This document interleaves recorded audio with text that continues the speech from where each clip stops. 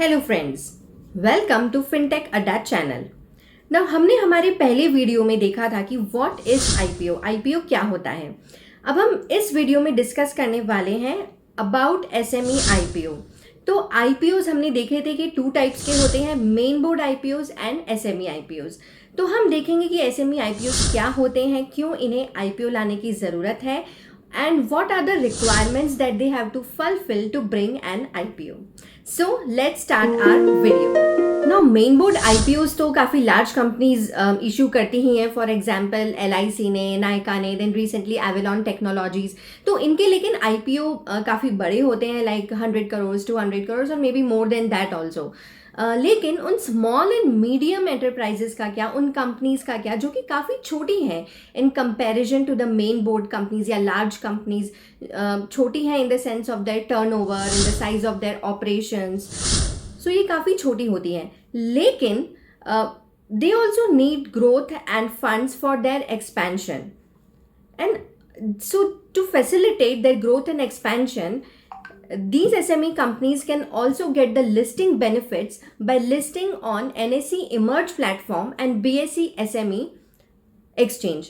So, जब एक SME company अपना IPO लेके आती है to get these listing benefits, तो इसे कहा जाता है SME IPO. Now, क्योंकि मेन बोर्ड और SME कंपनीज में काफ़ी डिफरेंसेस होते हैं, तो कुछ इनमें रिलैक्सेशंस दे रखी है for listing of SME companies, ताकि इनका थोड़ा लिस्टिंग फास्टर भी हो जाए और थोड़ा सा लेस कम्बरसम हो। सो लेट्स सी नाउ कि व्हाट आर द रिक्वायरमेंट्स जो कि एक एसएमई कंपनी को फुलफिल करनी पड़ेगी ताकि ये अपना आईपीओ ला सकें। So now let's see the requirements. तो सबसे पहले कि अगर एसएमई कंपनी जनरली एक प्राइवेट लिमिटेड कंपनी ही होती है, so first itself it has to be converted into a public limited company. तो पब्लिक लिमिटेड कंपनी में कन्वर्ट होने के लिए कुछ चेंजेस करने पड़ते हैं, मेमोरेंडम ऑफ एसोसिएशन और थोड़ी बहुत फॉर्मेलिटीज़ हैं, लीगल फॉर्मेलिटीज़। सो यह जानने के लिए हमारा एक दूसरा वीडियो है to how to convert a private limited company into a public limited company. So ये एक फर्स्ट स्टेप है for a company to bring its IPO.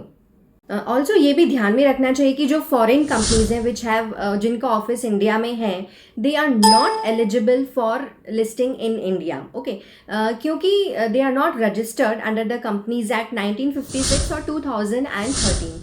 सो ये फॉरेन कंपनीज इंडिया में लिस्ट नहीं हो सकती। नाउ सेकेंड इम्पॉर्टेंट रिक्वायरमेंट यह है कि किसी एसएमई कंपनी की post issue paid up capital requirement minimum 1 crore हो सकती है, लेकिन इसकी अपर लिमिट है 25 करोड़। यहाँ पे नोट करना चाहिए कि पोस्ट इशू यानी कि आईपीओ लाने के बाद आपकी जो पेड अप कैपिटल है वो 25 करोड़ से एक्सीड नहीं होनी चाहिए।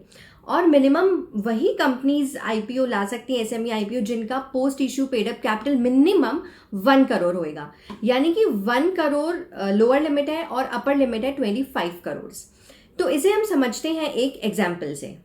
नाउ ये कैपिटल रिक्वायरमेंट हम एक एग्जाम्पल से समझते हैं। तो सपोज एक कंपनी की current paid up capital is ₹20 crore और वो एक अपना एसएमई आईपीओ लाना चाहती है ऑफ ₹12.5 करोड़ और इश्यू प्राइस है ₹25, यानी ₹10 तो फेस वैल्यू है और उसमें ₹15 उसका प्रीमियम है। नाउ कंपनी की post issue paid up capital यहाँ कितनी होएगी आफ्टर द इश्यू? सो पहले 20 करोड़ ऑलरेडी कंपनी का था paid up capital. Now 50 lakh shares वो इशू करेगी एट ₹10 फेस वैल्यू, यानी कि 5 करोड़ उसमें और ऐड हो जाएगा। सो 20 करोड़ प्लस 5 करोड़ 25 करोड़। तो यहाँ पे उसकी पोस्ट इशू होने के बाद उसकी पेड अप कैपिटल एक्सीड नहीं हो रही है बाय मोर देन 25 करोड़।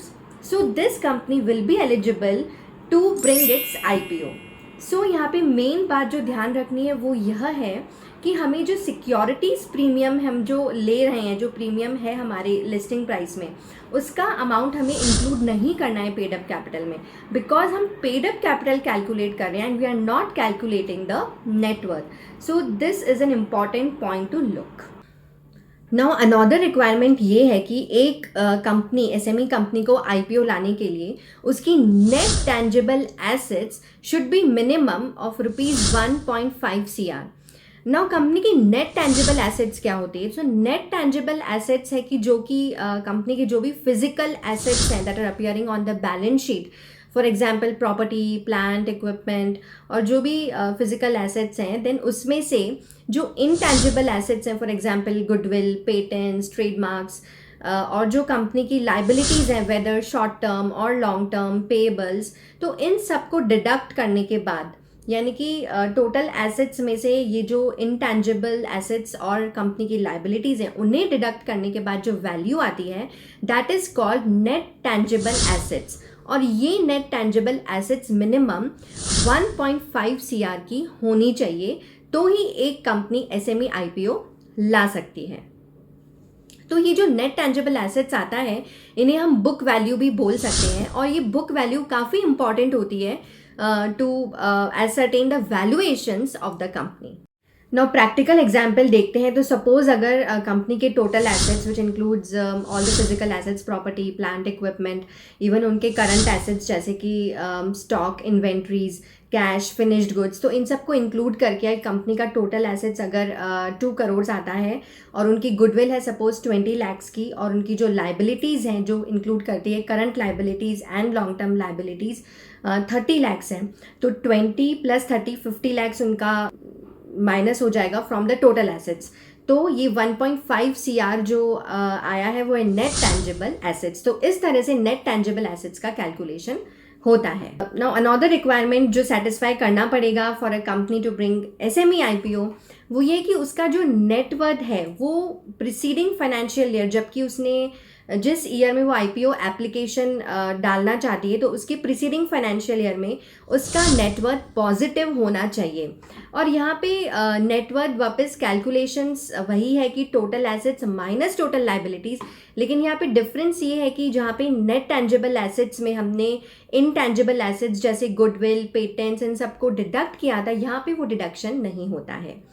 और ये भी रिक्वायरमेंट है कि इमीडिएटली प्रिसीडिंग फाइनेंशियल ईयर की नेटवर्थ पॉजिटिव होनी चाहिए। नाउ अनदर रिक्वायरमेंट आती है कंपनी की प्रॉफिटेबिलिटी पे।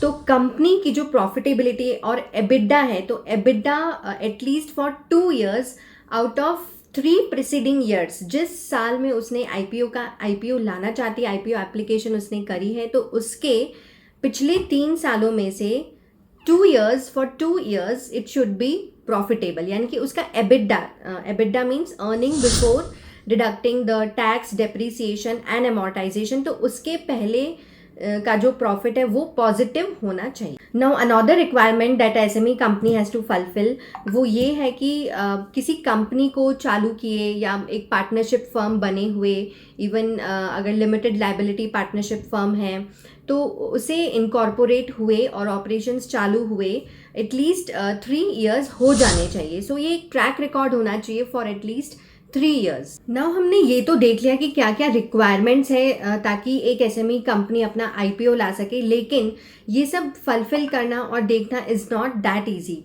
और ये सब एक कंपनी का IPO लाने के पहले, जैसा कि काफ़ी लोगों को पता भी होगा, एक ड्राफ्ट प्रोस्पेक्टस यानी कि DRHP फाइल करना पड़ता है। तो ये DRHP यहाँ पे एक रिलैक्सेशन है SME कंपनीज़ के लिए कि DRHP it is not necessary कि सेबी के पास फाइल किया जाए। ये एक्सचेंजेस यानी कि जो NSE SME प्लेटफॉर्म है और BSE SME एक्सचेंज है, यहाँ पे फाइल किया जाता है ये DRHP। और सेबी ज़रूरी भी नहीं है कि इस पर कुछ कमेंट्स या ऑब्जर्वेशन दें, सो दैट इनका जो रिड्यूस हो जाए कि फटाफट ये कंपनीज लिस्ट हो सकें। सो ये क्राइटेरिया भी सेबी ने नहीं रखा है। इनका ये DRHP फाइल किया जाता है और उसके बाद कंपनी SME कंपनी अपना IPO ला सकती है। इस DRHP में आप सारी जो IPO रिलेटेड डिटेल्स होती हैं, कंपनी के फाइनेंशियल्स होते हैं, कंपनी की फाइनेंशियल पोजीशन कैसी है, even what is the companies business, ये सब चीज़ें या ये सब इंफॉर्मेशन यहाँ DRHP से मिलती हैं। नाउ ये DRHP कौन फाइल करता है इन एक्सचेंजेस के पास, तो इसके लिए कंपनीज़ को BRLM यानी कि book running lead managers appoint करने पड़ते हैं। तो इन BRLM का ही मेन काम होता है कि हाउ इन कंपनीज़ को कैसे IPO इन कंपनीज़ का ला सकते हैं। और ये BRLMs डिसाइड करते हैं कि क्या कंपनी का इश्यू प्राइस होना चाहिए और कितना किस इश्यू प्राइस पे कंपनीज अपना आईपीओ लेके आ सकती हैं. So this is the role of BRLMs and also DRHP requirement है ये. नाउ यहाँ बीआरएलएम्स या मर्चेंट बैंकर्स का काफ़ी इंपॉर्टेंट रोल होता है एक एसएमई आईपीओ को फ्लोट करने में और उसको सेल थ्रू होने में. सो अगर आपने कभी डीआरएचपी देखा है तो उसमें बीआरएलएम या मर्चेंट बैंकर के नाम आते हैं. तो एसएमई आईपीओ के मेन जो बीआरएलएम्स हैं वो हेम सिक्योरिटीज़, देन यूनिस्टोन. तो ये सब बीआरएलएम्स एक एसएमई आईपीओ को सक्सेसफुल बनाने में इनका काफ़ी इम्पॉर्टेंट रोल होता है. तो सबसे पहले they also act as underwriters और 100% ऑफ द इश्यू ये अंडर रिटन होता है. और एक merchant banker, at least merchant banker 15% of the issue उसको खुद को अंडरराइट करना पड़ता है. फॉर एग्जांपल अगर एक एसएमई आईपीओ का बीआरएलएम अगर मर्चेंट बैंकर हेम सिक्योरिटीज़ है तो हेम सिक्योरिटीज़ को 15% ऑफ द इशू साइज उसको अंडरराइट करना होगा.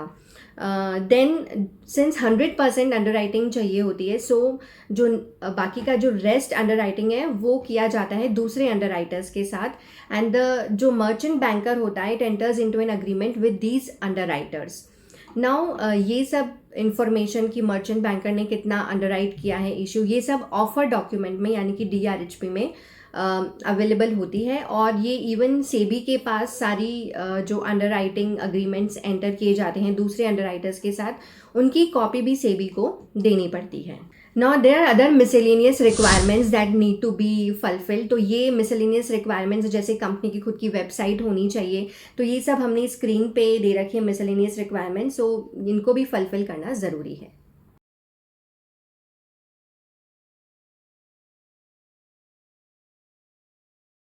अगर आपको भी आपकी ऐसी कंपनी जिसका आपको आईपीओ लाना है एसएमई कंपनी का, तो ये सब requirements you have to fulfil to be IPO ready and then you can bring your IPO.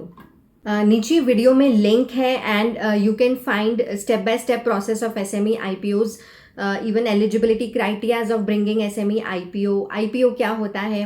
तो ये सब अवेलेबल है हमारी वेबसाइट indiaipomarket.com पे. तो क्लिक करिए एंड नो कि how you can bring an IPO.